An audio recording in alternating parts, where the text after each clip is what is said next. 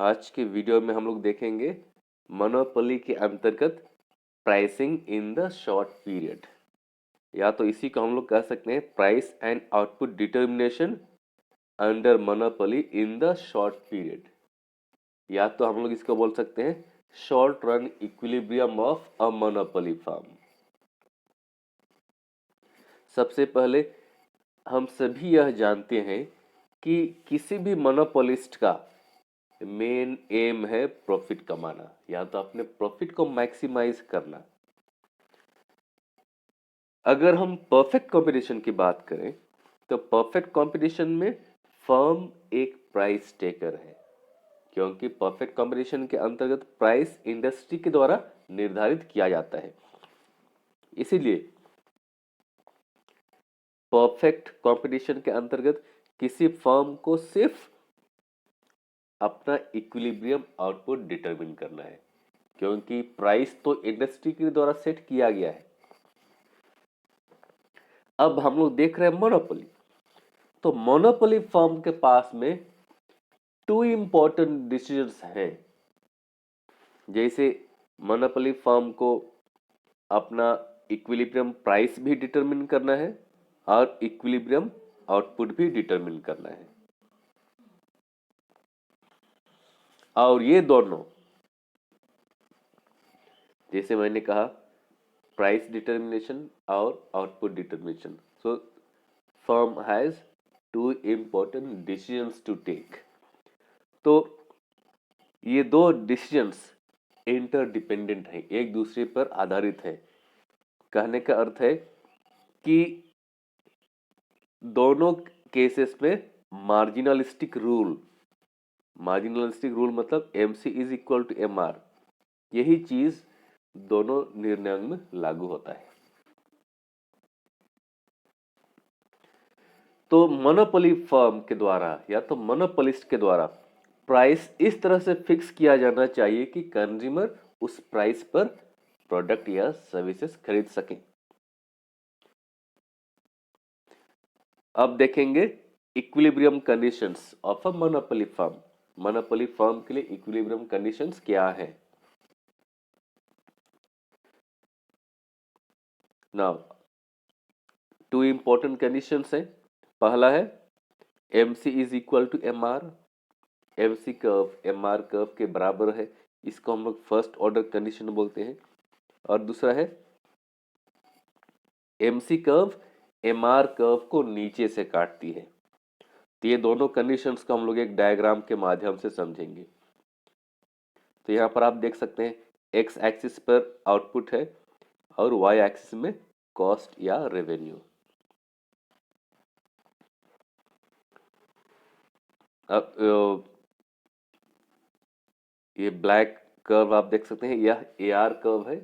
AR मतलब average revenue, इसका हम लोग प्राइस भी बोलते हैं, इसको हम लोग डिमांड भी बोल सकते हैं। परफेक्ट कॉम्बिनेशन में हमने देखा था कि AR कर्व हॉरिजॉन्टल लाइन था, हॉरिजॉन्टल था एक्स एक्सिस के पैरेलल में,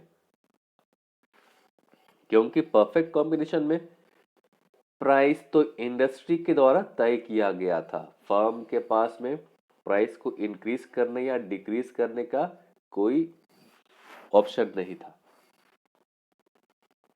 लेकिन मोनोपोली में चूंकि एक ही फर्म है मोनोपोली में, और उस फर्म के जो प्रोडक्ट्स हैं उन प्रोडक्ट्स के कोई सब्स्टिट्यूट्स मार्केट में नहीं है, इसलिए एकमात्र फर्म है और वही फर्म इंडस्ट्री है।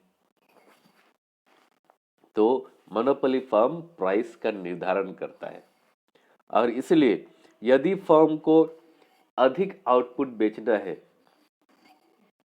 तो फर्म को अपने प्राइस को कम करना होगा। It is only at a decreasing price that a firm is able to sell more. तो अधिक क्वांटिटी बेचने के लिए फर्म को अपना प्राइस डिक्रीज करना पड़ेगा। इसीलिए we have AR curve, downward sloping. अब देखेंगे MR curve. MR curve will fall more than AR curve, क्योंकि ईच सक्सेसिव यूनिट से जो मार्जिनल रेवेन्यू आएगा वह कम होता चला जाएगा, इसलिए एआर कर्व से ज्यादा एमआर कर्व नीचे रहेगी। अब देखेंगे मार्जिनल कॉस्ट। पहला कंडीशन था कि marginal cost is equal to marginal revenue, तो marginal cost marginal revenue curve को यहाँ पर इंटरसेक्ट करती है, तो यह हो गया पॉइंट ई, और इस पॉइंट पर मार्जिनल कॉस्ट और मार्जिनल रेवेन्यू दोनों बराबर है। दूसरा कंडीशन था MC curve should intersect the MR curve from below, मतलब एमसी कर्व को काटना है एमआर कर्व को यहाँ पर नीचे से, तो यही पॉइंट है। अब इस इक्विलिब्रियम पॉइंट से हम लोग एक परपेंडिकुलर खींचते हैं,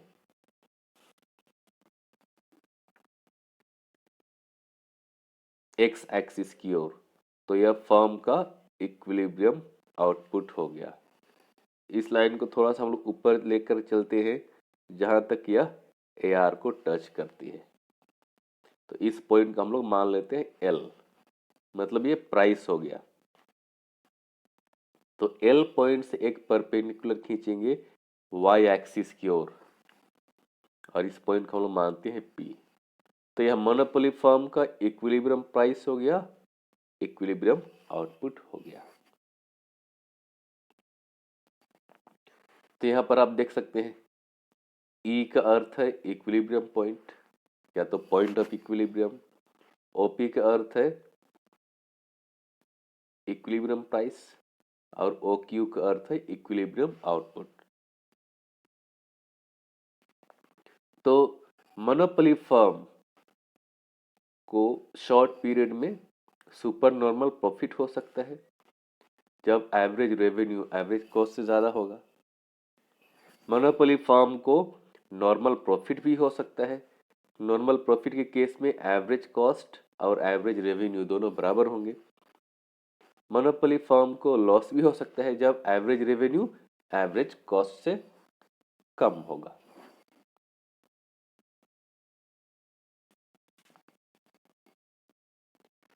सबसे पहले हम लोग देखेंगे शॉर्ट रन इक्विलिब्रियम, चूंकि हमारा टॉपिक है short run equilibrium of firm under monopoly. तो सबसे पहले शॉर्ट पीरियड क्या है?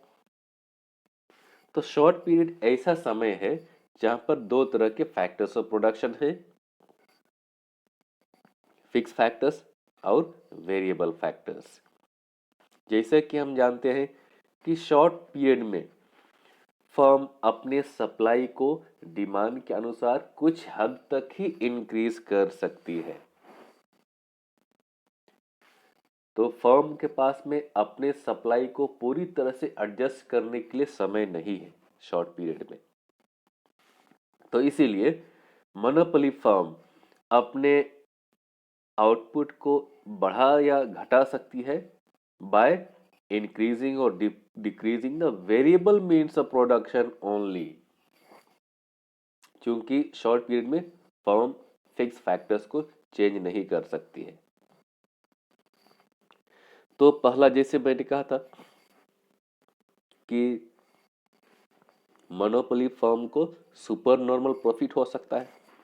सुपर नॉर्मल प्रॉफिट के केस में क्या होगा, फर्म का एवरेज रेवेन्यू या तो फर्म का रेवेन्यू कॉस्ट ऑफ प्रोडक्शन से ज्यादा होगा। इसे हम लोग एक डायग्राम के माध्यम से समझेंगे।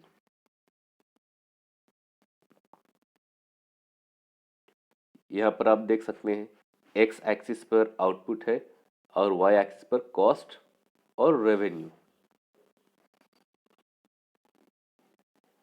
AR will be downward sloping, AR मतलब प्राइस डाउनवर्ड स्लोपिंग है क्योंकि मोनोपोलिस्ट को ज्यादा आउटपुट बेचने के लिए प्राइस कम करना पड़ेगा।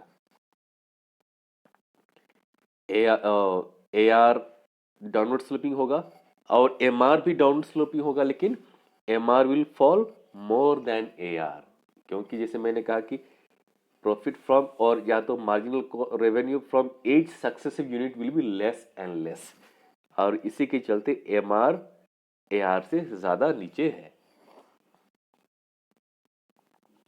Equilibrium conditions, MC is equal to MR इस पॉइंट पर, और इसी पॉइंट पर अगला कंडीशन है MC should intersect the MR curve from below. MC MR curve को नीचे से काटना है, तो यहाँ पर नीचे से काटती है, तो यहाँ हम लोग एक परपेंडिकुलर खींचेंगे इक्विलिब्रियम पॉइंट से नीचे और ऊपर की ओर। तो OQ फर्म का इक्विलिब्रियम आउटपुट है और N पॉइंट है फर्म का प्राइस। तो फिर N पॉइंट से हम लोग और एक परपेंडिकुलर खींचते हैं Y एक्सिस की ओर, तो यह हो गया P। तो फर्म का इक्विलिब्रियम प्राइस OP भी हम लोग बोल सकते हैं या तो NQ भी बोल सकते हैं। तो फर्म का इक्विलिब्रियम प्राइस है। अब हम लोग देखेंगे फर्म को सुपर नॉर्मल प्रॉफिट कैसे हो रहा है, by bringing in average cost. हमें सिर्फ यहाँ पर एवरेज कॉस्ट लेकर आना है, तो उससे पता चलेगा कि फर्म को सुपर नॉर्मल प्रॉफिट हो रहा है। आप देख सकते हैं यह एवरेज कॉस्ट है और यहाँ पर देखते हैं कि एवरेज कॉस्ट ये प्राइस है, इस प्राइस से नीचे है। तो जिस जगह पर एवरेज कॉस्ट इस प्राइस लाइन को काटती है इस पॉइंट पर, वहां से हम लोग एक परपेंडिकुलर खींचेंगे Y एक्सिस की ओर, और इस पॉइंट को हम लोग मानते हैं L और इस पॉइंट को हम लोग मानते हैं S। तो इस तरह से हम देख सकते हैं कि फर्म का प्राइस OP है, मतलब फर्म का रेवेन्यू OP है, लेकिन फर्म का कॉस्ट OS है। इसका अर्थ यह है कि फर्म का एवरेज रेवेन्यू ज़्यादा है और एवरेज कॉस्ट कम है, इसलिए फर्म को सुपर नॉर्मल प्रॉफिट हो रहा है। यह सुपर नॉर्मल प्रॉफिट एरिया हो गया। अगर हम super normal profit of a monopoly firm per unit पता करना चाहते हैं, तो उसके लिए एक फॉर्मूला है रेवेन्यू माइनस कॉस्ट। तो रेवेन्यू जैसे मैंने दिखाया था, रेवेन्यू है OP, तो OP हमने यहाँ लिख दिया, और कॉस्ट है OS, तो OS हमने लिख लिया, या तो SO भी हम वो लिख सकते हैं। तो इस तरह से प्रॉफिट पर यूनिट हो गया PS, यह हो गया पर यूनिट प्रॉफिट। तो जो टोटल सुपर नॉर्मल प्रॉफिट है मोनोपोली फर्म का, वह इस शेडेड रीजन के द्वारा इंडिकेट किया गया है, और शेडेड रीजन है PNLS, PNLS। तो इस तरह से मोनोपोली फर्म को सुपर नॉर्मल प्रॉफिट हुआ। अब मोनोपोली फर्म को नॉर्मल प्रॉफिट भी हो सकता है। नॉर्मल प्रॉफिट के केस में क्या होगा, फर्म का एवरेज रेवेन्यू एवरेज कॉस्ट के बराबर होगा। इस तरह से फर्म को ना ही प्रॉफिट होगा ना ही लॉस होगा। तो आइए देखते हैं डायग्राम के माध्यम से कि मोनोपोली फर्म को नॉर्मल प्रॉफिट कैसे होता है। यहाँ पर जैसे मैंने कहा, average revenue will be equal to average cost. Diagram के माध्यम से देखें तो आप यहाँ पर देख सकते हैं X axis and Y axis, X में आउटपुट है और वाई एक्सिस में कॉस्ट या तो revenue. AR curve will be downward sloping as usual under monopoly. MR curve will fall more than AR curve. MR curve AR curve से ज़्यादा नीचे गिरेगी। Equilibrium conditions MC और MR पॉइंट E पर बराबर है, और इसी पॉइंट पर MC कर्व MR को नीचे से काट रही है। तो यहाँ से हम लोग एक वर्टिकल लाइन खींचेंगे नीचे और ऊपर की ओर ऐसा, तो हमें इक्विलिब्रियम प्राइस मिलेगा। यह है इक्विलिब्रियम प्राइस, और OQ है इक्विलिब्रियम क्वांटिटी, और N पॉइंट से हम लोग और एक परपेंडिकुलर खींचेंगे Y एक्सिस की ओर, तो यह इक्विलिब्रियम प्राइस OP दिखाता है। अब हमें यहाँ पर लेकर आना है कॉस्ट को, तो एवरेज कॉस्ट को। तो एवरेज कॉस्ट से पता चलेगा फर्म को नॉर्मल प्रॉफिट हो रहा है या नहीं हो रहा है। सो हम लोग एवरेज कॉस्ट लेकर आते हैं, और एवरेज कॉस्ट इस केस में हम देखते हैं कि एवरेज कॉस्ट ऊपर चली गई है, और एवरेज कॉस्ट यह है। एवरेज कॉस्ट एवरेज रेवेन्यू को पॉइंट एन पर टच कर रही है। इसका अर्थ यह है कि पॉइंट एन पर एवरेज कॉस्ट और एवरेज रेवेन्यू दोनों बराबर है। इसका अर्थ यह है कि फर्म को नॉर्मल प्रॉफिट हो रहा है, फर्म को ना ही प्रॉफिट हो रहा है ना ही लॉस हो रहा है। तो अगर हम नॉर्मल प्रॉफिट पर यूनिट पता करने की कोशिश करें तो इसके लिए फॉर्मूला है रेवेन्यू माइनस कॉस्ट। रेवेन्यू क्या है? ओपी है, रेवेन्यू मतलब प्राइस, और फर्म का कॉस्ट भी ओपी है क्योंकि यह फर्म का कॉस्ट है यहाँ पर। तो रेवेन्यू भी ओपी है, कॉस्ट भी ओपी है, इसलिए नॉर्मल प्रॉफिट पर यूनिट 0 है। और यहाँ पर चूंकि प्रॉफिट नहीं है इसलिए हम लोग नॉर्मल प्रॉफिट पर यूनिट नहीं दिखा सकते हैं, यहाँ पर प्रॉफिट है ही नहीं। तो यह हो गया फर्म का नॉर्मल प्रॉफिट। फर्म को मिनिमम लॉस भी हो सकता है। मिनिमम लॉस के केस में क्या होगा कि मोनोपोली फर्म का एवरेज रेवेन्यू एवरेज कॉस्ट से कम होगा, या तो दूसरे शब्दों में हम लोग बोल सकते हैं फर्म का एवरेज कॉस्ट एवरेज रेवेन्यू से ज्यादा होगा। आप देख सकते हैं average cost will be greater than average revenue. इसको डायग्राम के माध्यम से कैसे देखेंगे हम लोग? ये सारे हैं इक्विलिब्रियम कंडीशंस। इक्विलिब्रियम कंडीशंस तक हम समझते हैं। अब हमें लेकर आना है एवरेज कॉस्ट। तो हम लोग देखेंगे एवरेज कॉस्ट कहां पर आता है। यह हो गया एवरेज कॉस्ट। तो इस केस में देखते हैं कि एवरेज कॉस्ट एवरेज रेवेन्यू, यह एवरेज रेवेन्यू इससे काफी ऊपर है, काफी ऊपर है। तो इसका अर्थ यह हुआ कि एवरेज कॉस्ट ज्यादा है, एवरेज रेवेन्यू कम है। तो इस स्थिति में फर्म को नॉर्मल लॉस हो रहा है या तो मिनिमम लॉस हो रहा है। तो हम लोग पॉइंट एन से एक वर्टिकल लाइन खींचेंगे ऊपर की ओर, तो हमें मिलेगा पॉइंट एल।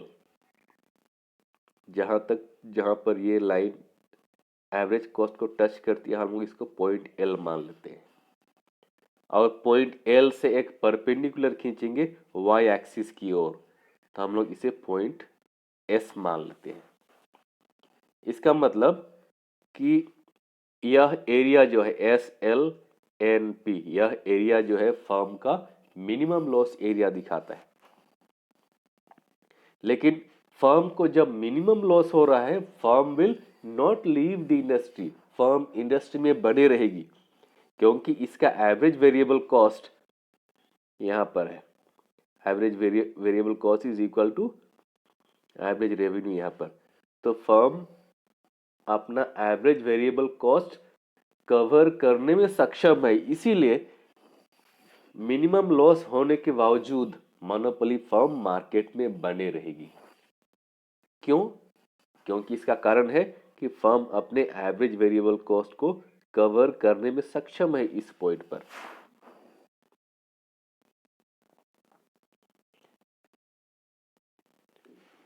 तो फर्म का मिनिमम लॉस एरिया हो गया एस एल एन पी, यह मिनिमम लॉस एरिया हो गया जैसे मैंने कहा था।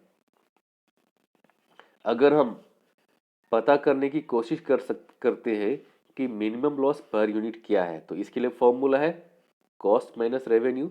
कॉस्ट क्या है? ओपी है, सॉरी कॉस्ट है ओएस, कॉस्ट ओएस है, और प्रॉफिट है ओपी, यह हो गया ओपी। तो इसीलिए मिनिमम लॉस पर यूनिट क्या है? एसपी। यह हो गया एसपी। तो द टोटल मिनिमम लॉस को हम लोग एक शेडेड रीजन के माध्यम से यहां पर दिखा रहे हैं, और शेडेड रीजन है SLNP।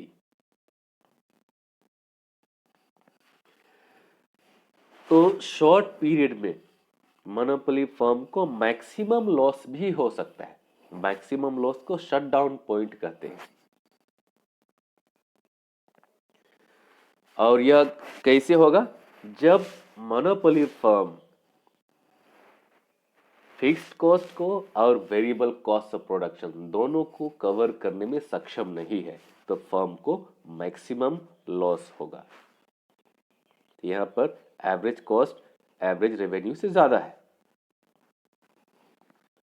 चूंकि फर्म फिक्स कॉस्ट और वेरिएबल कॉस्ट ऑफ प्रोडक्शन को भी कवर करने में सक्षम नहीं है, फर्म अपना ऑपरेशन को टेम्पररीली या तो परमानेंटली क्लोज करती है। इसीलिए इसको शटडाउन पॉइंट भी कहा जाता है। डायग्राम के माध्यम से हम लोग इसको देखेंगे। इक्विलिब्रियम के कंडीशंस क्या है हम जानते हैं, वहां तक हम लोग देखेंगे। तो इक्विलिब्रियम के दोनों कंडीशंस हमने यहां तक देख लिया है। अब हमें लेकर आना है कॉस्ट एलिमेंट्स। तो यहां पर हम लोग देखते हैं एवरेज कॉस्ट एवरेज रेवेन्यू से काफी ऊपर है, काफी ऊपर है एवरेज कॉस्ट।